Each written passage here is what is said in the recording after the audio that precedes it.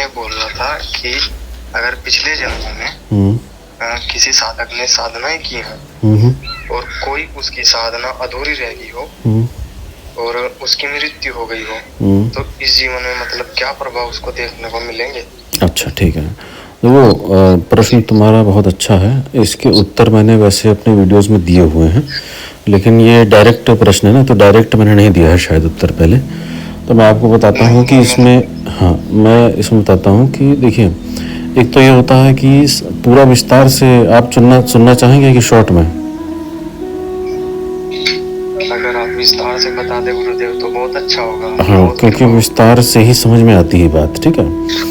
तो अब इसमें क्या है कि सबसे पहले तो ये साधक को देखना होगा, व्यक्ति को देखना होगा कि उसने वो साधना क्यों करी है। ठीक, साधना 2-3 कारणों से करी जाती है मुख्य रूप से।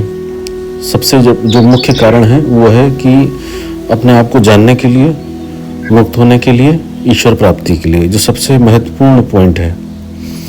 दूसरा, साधक साधना करता है दूसरे की देखा देखी कि सब लोग साधना कर रहे हैं और उनके जीवन में बदलाव हो रहा है तो मेरे भी जीवन में बदलाव हो जाएगा।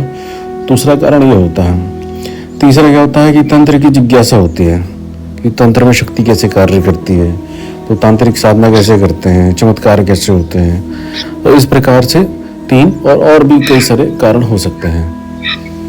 ठीक, तो अब मेरा तो मेरा इनमें से कुछ नहीं है। मेरा तो आपको अगर बताऊं, मैं ऐसा था कि बचपन से जब मैं 6-7 साल का था तो कुछ मतलब अंदर से ऐसे लगने लगा था कि मेरा कुछ खो गया।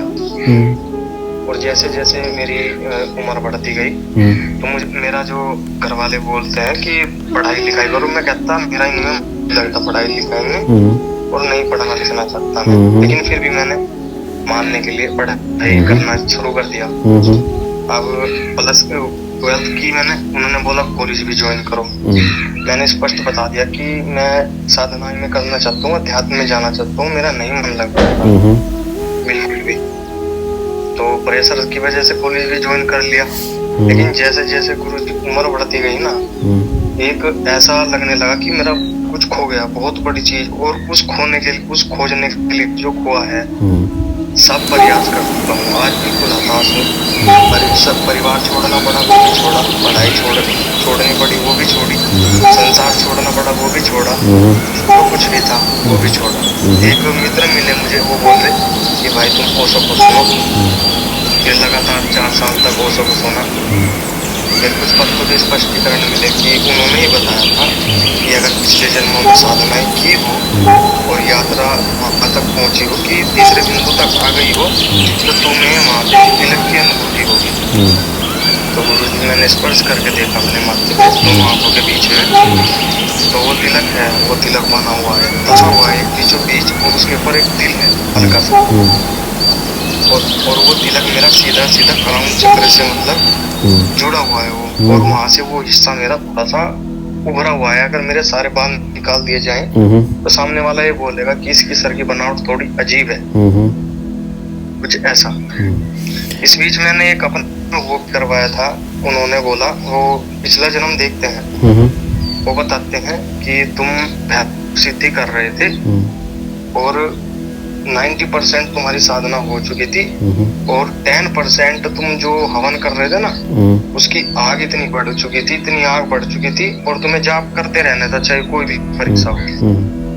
तो उसमें मैं जल गया था और जाप में चल रहे थे निरंतर, तो मेरी मृत्यु हो गई थी। ऐसे उन्होंने कुछ बोला तो स्पष्टीकरण तब भी नहीं आ पाया। तो ये था मेरा। तो हाँ, मैं आपको बता रहा हूँ, मैं आपके इस जीवन के साधना में उतरने के कारणों के बारे में ही बात कर रहा था। मैं आपके पूर्व में आपने जो साधनाएं करी हैं वो आप क्यों उतरे थे, मैं वहां से शुरू कर रहा था। ठीक है ना। तो ये 2-3 कारण होते हैं। ये 2-3 कारणों से साधक जो है चाहे ना चाहे साधना में उतरता है। ठीक, अब वहाँ से आपने साधना शुरू करी होंगी, बीच में रुकावटें आई होंगी, साधना करते करते भीतर जो बिंदु है वहाँ पर भी कुछ ना कुछ जागृति हुई होगी। ठीक है, तभी इसी कारण से ही आपको बाल्यकाल से ही जो गायब है, जो छूटा हुआ है, उस प्रकार से ऐसे भाव आता रहा ना। तभी आपने आचार्य रजनीश को भी सुना और भी चीज़ों को पढ़ा होगा, देखा होगा, करा होगा। तो ये पूर्व में जब आपने कुछ करा है विशेष, तभी इस जन्म में इतने जल्दी ऐसा होता है। दूसरा, आपने ये बात बोली कि सारी चीज़ें ख़त्म हो गई, सारी चीज़ें छूट गई। तो होता यही है कि सत्य के मार्ग में जब आप चलते हैं या साधना के मार्ग में चलते हैं, तो सबसे बड़ी प्रॉब्लम जो है माया से ही आती है, क्योंकि सत्य और माया है एक, लेकिन लगते बिल्कुल विपरीत हैं जब तक साधक उस चीज़ को प्राप्त न कर ले। ठीक है, तो वो प्रारंभिक काल में वो अंडरस्टैंडिंग के लिए आचार्य रजनीश को पढ़ना समझना बहुत अच्छी बात है। कोई दूसरा व्यक्ति पूर्व जन्म की घटनाओं को बता दे, वो बहुत अच्छी बात है, एक दिशा निर्देशन मिलता है। लेकिन अगर आपको वास्तविक रूप से जानना हो पूर्व की यात्राओं के बारे में कि पहले कैसे था, कैसे शुरू हुआ, तो उसके लिए जब आपका स्वयं का अनुभव होगा, आप साक्षात देख पाएं अपने आप को कि कहाँ से क्या क्या गलतियाँ करी, कैसे कैसे छूटा, कैसे आगे बढ़ा, फिर जन्मे, फिर छूटे। तो जब ये आप स्वयं से देखेंगे तब आपको विश्वास करना चाहिए। और मैं भी जैसे साधकों को या किसी को भी पूर्व जन्म में कुछ झांक के देखना होता है तो मैं भी अवॉइड करता हूँ, क्योंकि मैं भी बताऊँगा तो मैं भी बाहरी व्यक्ति हूँ ना, भीतरी अनुभव से तो आपको नहीं पता चल पा रहा है। तो उसके लिए आप बाहर जो कह रहा है उसको ना मान के उसको बिल्कुल अवॉइड करिए।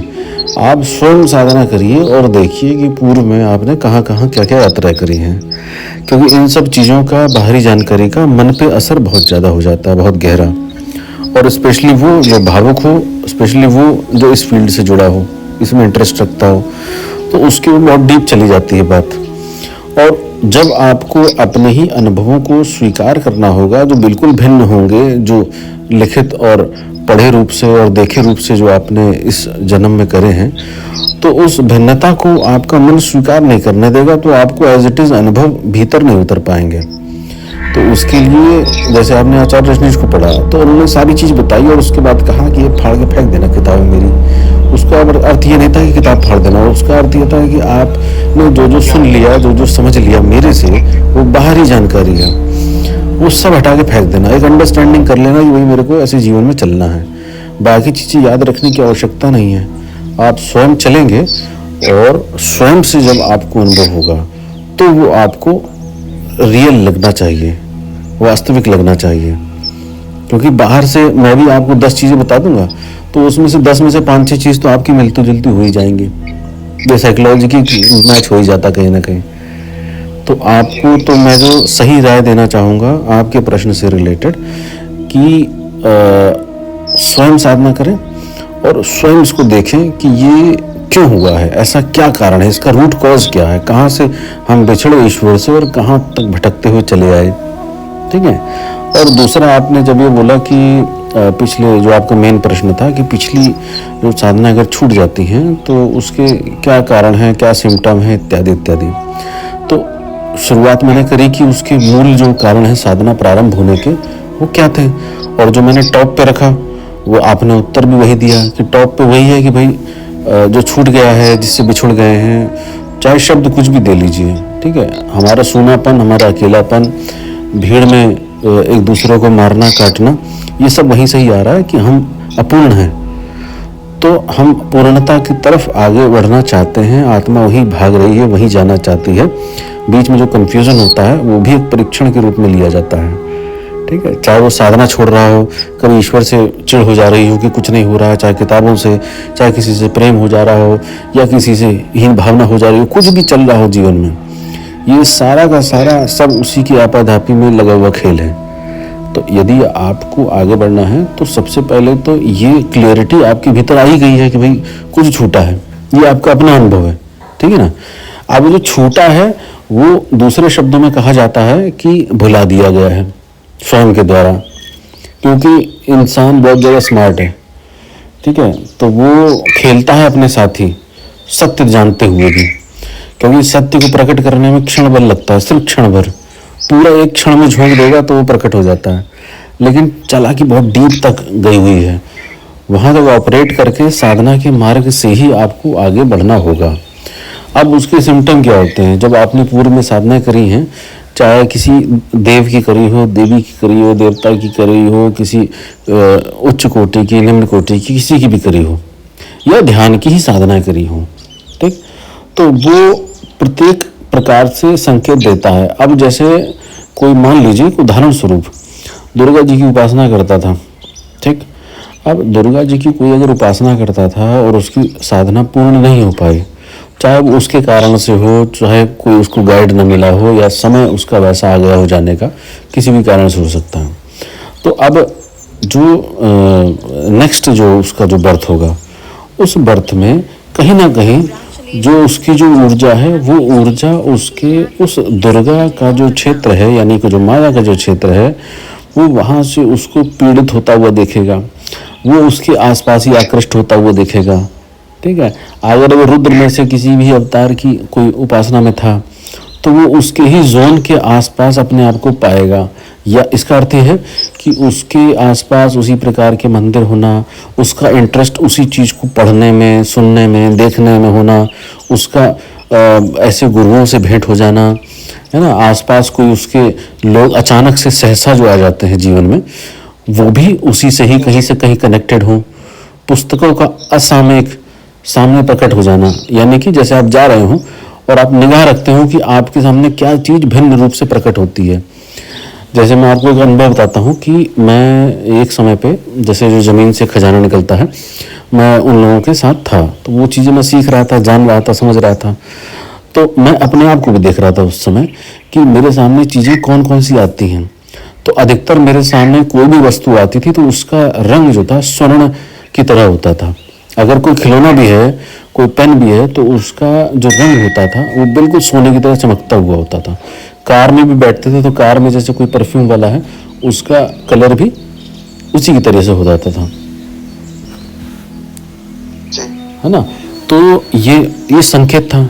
अच्छा, एक बार मैं आपका जो बालाजी है, बालाजी की तरफ में गया हुआ था, तो ऐसे ही रोड पे चल रहा था मैं, तो रोड पे चलते चलते एक पुस्तक की दुकान दिखी, और पुस्तक की दुकान पे सारी पुस्तकें लेटी हुई रखी थी, सिर्फ एक पुस्तक खड़ी रखी थी उसमें, और वो पुस्तक थी आपकी गड़े हुए धन को कैसे निकाले उससे संबंधित। हालांकि मैंने ली और उसमें सब बकवास लिखा हुआ था। तो ये एक संकेत था कि आप जिस समय जिस क्षेत्र में वाइब्रेट कर रहे हैं, आपके आसपास भी उसी तरीके के लोग और उस तरह की ही चीज़ें आपको दिखेंगी, तो आप ये स्वयं से देखेंगे। अब जैसे आपकी भीतर की यात्रा रही, तो भीतर की यात्रा में आपके पास कनेक्ट हुए आचार्य रजनीश के को बताने वाले लोग कनेक्ट हुए, है ना। तो ये सब संकेतों को उस साधक को पकड़ के नोट करके एक महीने, 2 महीने, 6 महीने, साल भर का एक पूरा सारांश तैयार करना चाहिए, और उसको पूरे एक सार के रूप में लेना चाहिए। जब उसका सार निकल के आएगा, उसका जूस निकल के आएगा, तो उसमें उसको उसका उत्तर मिलेगा स्वयं से, क्योंकि वो उसके साथ घटित हो रहा है। समझ रहे हैं? तो ये छोटे छोटे संकेत हैं कि साधक के साथ जो ये अनुभव होते हैं स्वयं के साथ, वो उसको देखना चाहिए कि हम जो पूर्व में साधना करके आए हैं, तो वो बचपन से लेके अभी तक क्या क्या रहा। अभी एक साधक का उदाहरण देता हूँ। वो साधक बचपन में, आप समझ लीजिए 5 साल का एक बच्चा जो होता है, वो क्या करता है, कोई बहुत बड़ी उम्र तो होती नहीं 5 साल का। वो 5 साल का जो बच्चा था, जब वो मार्केट जाता था, मेले में जाता था घर वालों के साथ, तो वो सिर्फ हनुमान जी की मूर्ति उठाता था, छोटी बड़ी किसी प्रकार की। पुस्तक भी हनुमान चालीसा उठाता था, और जो कलर होता था वो भी हनुमान जी का ही उठाता था, ठीक है। और इतनी छोटी उम्र में उसको जो हनुमान चालीसा है वो कंठस्थ हो गई थी, दिन भर करता रहता था। धीरे धीरे करते करते जब ये 8-10 साल का हुआ, तो अचानक से एक दिन वो जैसे हनुमान जी का जो वो रूप है जिसमें वो हृदय चीर के दिखाते हैं राम और सीता जी को, वो छाती फाड़ के चिल्लाने लगा। और उस दिन उसने ढेर सारे केले खाए, कई दर्जनों, ठीक है। और उसके बाद भी उसको भूख लग रही थी। तो ये संकेत बताता है कि ये जब इतने छोटे में इसको इस प्रकार से हुआ, तो ये कहीं ना कहीं तो ये हनुमान जी, रामचंद्र जी और इसी के ही जोन में ही प्रैक्टिस में रहा होगा पूर्व में भी, और बहुत तीव्र साधना में रहा होगा। तो उसने उसको पकड़ के ही उसको जब जपना शुरू करा, तो उसको गुरु भी उसी प्रकार से मिल गए। जब गुरु मिले तो एक समय आ गया कि उसकी एज हो गई काफ़ी, और वो बहुत कुछ उसमें प्राप्त कर चुका था, लेकिन अचानक से उसके जीवन में बदलाव हुआ और उसका जो मन था, हृदय था, भाव था, वो भगवान भैरव की उपासना की तरफ बढ़ना प्रारंभ हुआ। और धीरे धीरे हनुमान जी और उस तरह की जो भी चीज़ें होती हैं जो उनकी पूजन में होती हैं, वो नीचे होती चली गई और वो ऊपर की तरफ सरकता चला गया। उसको फिर गुरु भी वैसे ही मिल गए, फिर उसकी साधना भी वैसी प्रारंभ हो गई। और मैं जब उससे भेंट किया था तो वो मेरे से लगभग 10 वर्ष छोटा था, और उतनी छोटी उम्र में उसने शमशान में बैठ के कई कई करोड़ों जाप उन्होंने जो है कर डाले थे, और विकट से विकट परिस्थितियों को मध्य में। तो ये क्या था कि एक यात्रा उसकी कहाँ से चली होगी, उसका जो अपूर्ण रहा उसने इस जन्म में शुरुआत में प्रारंभ किया और उसको पूर्ण किया। अब फिर धीरे धीरे वो आगे बढ़ रहा है, जैसे भी जिसकी उसकी यात्रा है। उसी प्रकार से ये जो मैंने आपको ये सारे उदाहरण दिए हैं और सारे जो संकेतों के बारे में बताया है, ये आपको वास्तविकता में जो आपके साथ घटित हो रहा है वो आपको स्वयं से उसका प्रमाण देगा कि आपकी यात्रा कहाँ थी, कहाँ जाएंगे, कैसे जाएंगे। आपको मेरी बात समझ में आ रही है? हाँ जी, मैं सुन रहा हूँ। हाँ, तो ये इसका एक आपका जो पहला प्रश्न था उसका मैंने ये उत्तर दिया है। अब इसमें ऐसा था कि ध्यान की ओर ही खिंचाव मुझे दिखाई दिया इसमें, लेकिन फिर भी ध्यान की अवस्था मेरी अच्छी थी। उसमें जिसमें बोलते हैं कि निर्विचारता मेरी घटित होती है, अच्छा शांत हो जाता था, लेकिन वहां भी ये विचार स्पष्ट था नहीं, कुछ और छूटा हुआ है, जिस वजह से वो विचार मुझे ध्यान में से भी उठा देता है कि ध्यान भी नहीं, कुछ पहले छूटा है वो परिपूर्ण हो। मैं सोचता कि भगवान ने बताया कि ध्यान जो है सबसे बड़ी कुंजी है, ध्यान में भी कोई विचार इतनी बड़ी बात कैसे प्रकट कर सकता है। जब से मेरा पूरा समय जो है, बहुत ही बुरा समय चला मेरा, इतना कठिन समय कि मैं ये भी नहीं जान सकता था कि मैं दुनिया में हूँ भी, मेरा शरीर है भी या नहीं। तो कुछ ऐसी स्थिति, रात में ऐसा कुछ हो जाना कि ऐसा दिखाई पड़ना कि हाँ मैं शरीर से थोड़ा अलग हट गया हूँ, कि यार शरीर से सांस चल रहे हैं, ये सांस कौन ले रहा है। जब पहली बार अनुभव हुआ, सो रहा था मैं ऐसे गुरुजी, तो दिखाई पड़ा कि सांस चल रही है, किसी की सांस लेने की आवाज आ रही है। तो चौंका मैं अचानक से कि ये मैं ही सांस ले रहा हूँ। फिर तो कुछ दिन बाद ये निरंतर घटता रहा अनुभव, और होता ही रहता है। लेकिन इन चीजों से, इन अनुभव से मुझे कुछ नहीं लेना, न मुझे अनुभव से कोई मतलब है। बस मैं वास्तविकता में जाना चाहता हूँ, जो मेरा था और जो होगा। तो इसके लिए मैं अपना प्रयास कर रहा हूँ। और इसके लिए मैं तुमको बताऊं कि ये जो अनुभव होते हैं, निश्चित रूप से किसी को भी इस पे कोई भी भाव नहीं रखना चाहिए कि अनुभव हो रहा है ना। बहुत सारे लोग अनुभवों के पीछे भागते हैं कि अरे थोड़ा सा तो अनुभव हो जाए, लेकिन वास्तविकता यही है कि हमने भी अपनी वीडियोज में बताया है कि अनुभव कोई भी नहीं है, कुछ भी नहीं है। क्योंकि जिसको अनुभव हो रहा है, क्यों बचा है अवेलेबल वो अभी, उसको क्यों अनुभव हो रहा है? नहीं होना चाहिए ना, अभी अवेलेबल क्यों है वो? तो उसकी यात्रा वहां तक है कि वो अनुभव करने वाला भी चला जाए। लेकिन जो शुरुआत में ये हो जाए, जो आपने अनुभव बताया, ये वास्तविक अनुभव है, ये होते हैं, और ये यात्रा के मध्य का हिस्सा ही है थोड़ा सा। तो वो होता है कि भाई जब थोड़ा सा अपने आप से हटता है, जो इस माया जगत का हिस्सा है, उसमें जब वो फंसा होता है और उससे जब हल्का सा हटता है, तो उस हटने में उसको पता चलता है कि अरे तो कोई और ले रहा है, कोई और खा रहा है। ये वास्तविक होता है, ये कोई मिथ नहीं होता, भ्रम नहीं होता है। अधिकतर लोग इसको सुन के अपना मानसिक चालाकी के कारण इसको बताते हैं कि अरे ऐसा हो रहा है, लेकिन ये जो आपके साथ हुआ है ये रियलिटी में हुआ है। लेकिन जो अभी जो आप ये कर रहे हैं कि मुझे कुछ छूटा हुआ है ना, ध्यान में भी जो अनुभव हो रहा है कि चलो मुझे वो भी नहीं चाहिए, मुझे कुछ नहीं चाहिए, है ना, मुझे कुछ ऐसा है कि जो कुछ छूटा हुआ है बस वो मुझे देखना है या मुझे जानना है, या उसकी थोड़ी सी प्यास बची है ना। उसको शब्द रूप से तो, पूर्ण रूप से तो कोई भी नहीं बता पाएगा आपको, लेकिन उसको टच करता हुआ, उसको स्पर्श करता हुआ यही है कि वो कुछ ऐसा प्यास सी है कि कुछ है जो अनदेखा है, जो कुछ छुआ नहीं जा रहा है। अगर वो एक बार छू लिया जाए तो वो समझ में आ जाए कि हाँ ये है, तब हम आगे की यात्रा करें। बस, हाँ जी, बस वो पता चल जाए। हाँ। ये जो अंदर से बार उठती है 24 घंटे साल के 365 दिन, बस ये परिपूर्ण हो जाए और कुछ नहीं चाहिए। बाकी तो सब मिट चुका जीवन से। बहुत बहुत यातना चली मेरी, बहुत भयंकर यातना चली इस जीवन में। बिल्कुल निचोड़ ही दिया गया मैं। बिल्कुल बिल्कुल। लेकिन फिर भी कोई नहीं, मैं शेष बचा हूँ और मैं यात्रा अपनी जो है ना आगे बढ़ाना चाहता हूँ गुरुदेव। नहीं, ये बहुत अच्छा भाव है। ऐसा भाव जो है बहुत कम साधकों का होता है, तो ये बहुत अच्छा भाव है, इसकी मैं रिस्पेक्ट करता हूँ आपकी। और मैं ये चाहूँगा कि आप अपनी साधनाओं को आगे बढ़ाएं और किसी योग्य गुरु या कोई ऐसा मार्गदर्शक हो जिसको आप सरेंडर हो सकें, समर्पित हो सकें, उसको आप समर्पित होके उसके मार्ग पे आगे बढ़ें जैसे वो आपको आगे बढ़ाए। जी, तो क्या गुरु, ये मेरा थोड़ा सा भाव ऐसा है ना, भैरव बाबा से जुड़ा हुआ है थोड़ा सा। एक दिन मैं हताश हो गया था थोड़ा सा गुरु जी, जब तो अचानक से भावुक हो गया ज्यादा ही। तो रात रोने लगा कि ऐसा क्यों है, मतलब कुछ रास्ता नहीं पता चल रहा। मैं अपनी ओर से सब प्रयास कर रहा हूँ। ये कुछ महीने पहले की बात है। तो जैसे ही मैं सुबह उठा तो आपके वीडियोस देखे मैंने। अचानक ही आपके जो है चैनल से मैं जुड़ गया। से मुझे पता चला, वहां से थोड़ा सा मेरे अंदर से और भाव जागना शुरू हुआ कि मैं और देखो गुरुजी को जानूं। और बहुत आनंदमय महसूस करता था मैं वीडियोस देखने में। तो जब से जुड़ा हूँ मुझे कुछ न कुछ ऐसा महसूस हुआ कि ये इस जीवन से तो नहीं आया। अचानक उभर गया अंदर से, अचानक प्रेम पूर्ण भाव आ गया उनकी तरफ से, समर्पण भाव घटित हुआ थोड़ा सा। तो वहां से लगा कि हाँ, यहाँ से कुछ न कुछ गलती जरूर हुई है, यहाँ मुझे सुधार करना है।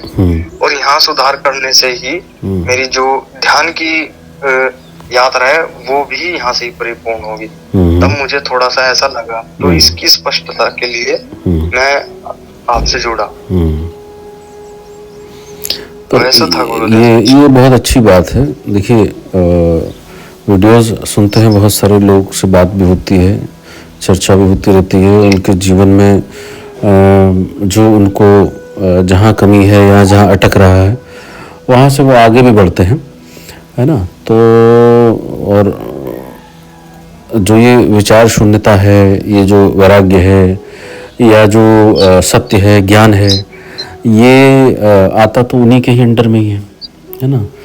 तो इसीलिए जब हमको ये ज्ञान हुआ और जो प्राप्त हुआ उसके बाद से एकदम क्लियरिटी हो गई कि ये कहीं से भी आए उसका सोर्स यही है।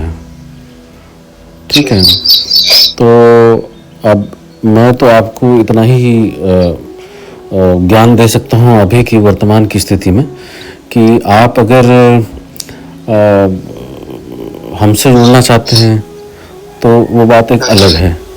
लेकिन अगर आप कोई अगर एक अच्छा गुरु, एक अच्छा मार्गदर्शक अगर आप ढूंढें तो उनको अगर आप सरेंडर हो पाएँ तो वो आपके लिए ज़्यादा लाभकारी होगा। क्योंकि विदाउट सरेंडर कोई भी गुरु आपको वो नहीं दे पाएगा जो वो देना चाहता है। और सरेंडर का मतलब ये है कि संपूर्ण समर्पण। सिर्फ शब्द नहीं है, संपूर्ण समर्पण का अर्थ होता है कि उस व्यक्ति की स्वयं की नहीं चले, न बुद्धि, न वाणी, न कोई विचार, न एक कदम। तो तब गुरु का वहाँ पर रोल प्रारंभ होता है। और ये हमने अपने हजारों शिष्यों के उस साथ में देख लिया है कि गुरु को स्वीकार कर पाना ये किसी सामान्य साधक के बस की बात नहीं है। बहुत लाखों करोड़ों में कोई एक साधक जो है वो पूर्ण समर्पित हो सकता है। तो इसीलिए मैंने आपको बोला कि आप जिसको आप समर्पित हो पाए, ठीक है, उसको आप समर्पित होके अपना सर्वस्व उसके चरणों में समर्पित करिए। और ये बोलिए, जैसे मैंने एक अपने वीडियो में बोला है कि एक पिता, गुरु पिता सदृश है।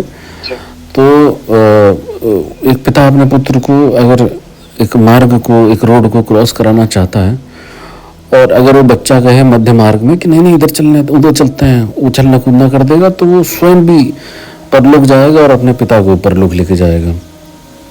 तो उस मध्य मार्ग में उसको अपना पूरा छोड़ के चलना होता है कि गोदी में उठा लेगा पिता गोदी में उठा ले, सर पे बैठा लेगा तो सर पे बैठा ले, जमीन पे रखेगा तो जमीन पे, खींच के ले जाएगा तो खींच के। जैसे भी मैं मध्य मार्ग में अपनी बुद्धि और मति नहीं चलाऊंगा, क्रॉस हो जाऊंगा तो फिर मैं स्वतंत्र हूं, तब मैं जान जाऊंगा और मैं समझ भी जाऊंगा कितनी सारी आपदाएं आती हैं बीच में और कहाँ अपनी बुद्धि नहीं चलानी है। तो हमारे मार्ग में मेरे मार्ग में अगर मैं अपने शिष्यों को बताता हूँ तो उसमें मैं 99.9% में असफल रहा हूँ बताने में कि समर्पण क्या होता है, क्योंकि प्रारंभ में सभी चाहते हैं लेकिन मध्य में सब डूब जाते हैं। तो कोई 0.01% साधक ही का, मेरा अपना और लोगों का नहीं जानता हूँ, मैं अपना अनुभव जानता हूँ कि कोई भी समर्पण नहीं कर सकता, बहुत बिरला कोई होता है। तो जब गुरु को कोई समर्पण ना कर पाए पूर्ण रूप से तो गुरु और शिष्य का कोई संबंध भी नहीं बन पाता है, वहाँ पे वो सिर्फ एक फॉर्मेलिटी रह जाती है। और मैं नहीं चाहता कि आप जिस प्रकार से अच्छे हैं वो कहीं भटके इधर उधर। तो इसलिए मैं चाहता हूँ कि आप किसी अच्छे गुरु को, जिसको आपको लगता है कि उसकी वाणी आपको स्पर्श करती है भीतर तक, उसको आप समर्पित होइए। और उस गुरु को प्राप्त करने के लिए निश्चित रूप से जो बिरला है उसको साधक को भटकना पड़ता है। तो थोड़ा सा आप मेहनत करके उस गुरु का सानिध्य प्राप्त करें, उसको पूर्ण रूप से समर्पित हो जाएं। ये सबसे पहली आपकी जो सीढ़ी होगी अब से, उस सबसे पहली सीढ़ी यही होगी। ठीक है, तो आज मैं विराम करता हूँ क्योंकि मैं ज़्यादा बोलता नहीं हूँ, ज़्यादा बोल दिया मैंने। तो आपको कुछ और अगर जल्दी से कुछ पूछना हो शॉर्ट में तो आप पूछ लीजिए। गुरुजी मेरा तो ऐसा है, मैं बस अब अगर थोड़ा सा बचा हूँ तो सिर्फ खोने के लिए ही बचा हूँ अपने आप को। मुझे कुछ नहीं चाहिए इस बीच में, बस वो जो परिपूर्णता मेरी रही है और जो भी कुछ बचा है बस वो बस मिटना चाहता हूँ। मैं नहीं चाहता कुछ भी, बस इतना ही है मेरा। मैं मेरे पास शब्द है, भाव भी नहीं बचे, बल्कि बस कोई जगह छोड़ ऐसी है दिल में जो बस पूरी तरह मिटना ही चाहती है बस। चलो आप एक काम करो, आप जो है थोड़ा चैनल पे हमारे जो है कुछ और वीडियोस देखो और 2 दिन बाद 3 दिन बाद 4 दिन बाद जो है एक बार फिर से प्रयास करते हैं, बात करेंगे और फिर आपसे कुछ बात करते हैं, तो देखते हैं फिर आगे। गुरुदेव मैंने वो भैरव यंत्र के लिए भी बोला है, क्या उसके लिए साधना कर सकता हूँ? हाँ, उसका मंत्र जो है और विधान उसका बताया जाता है, वो छोटा सा विधान है, उनका मंत्र है, वो आपको बताया जाएगा, तो वो आप उसके माध्यम से प्रारंभ कर सकते हैं फिलहाल तो। और फिर जैसे जैसे आपके अनुभव हो मेरे साथ साझा करते रहें तो मैं आपको फिर आगे अभी शुरुआत लेवल में ऐसे ही गाइड करता चलूँगा, है ना। बाकी आपके साथ जो घटित हो उस पर पूरा निगाह रखें, एक नोट बनाएं अपने पास, एक डायरी छोटी सी, और उसमें जो भी आपके आसपास कुछ भी छोटी मोटी चीज़ भी आप अवेयर रखिए, उसको बस नोट करिए, उसके बाद विचार नहीं करना है, बस आप नोट करते चलिए। ठीक है, चलो मैं रखता हूँ अभी। है ठीक ठीक ठीक, बाद में बात करेंगे आपसे। ठीक ठीक, प्रणाम प्रणाम, जय श्री काल।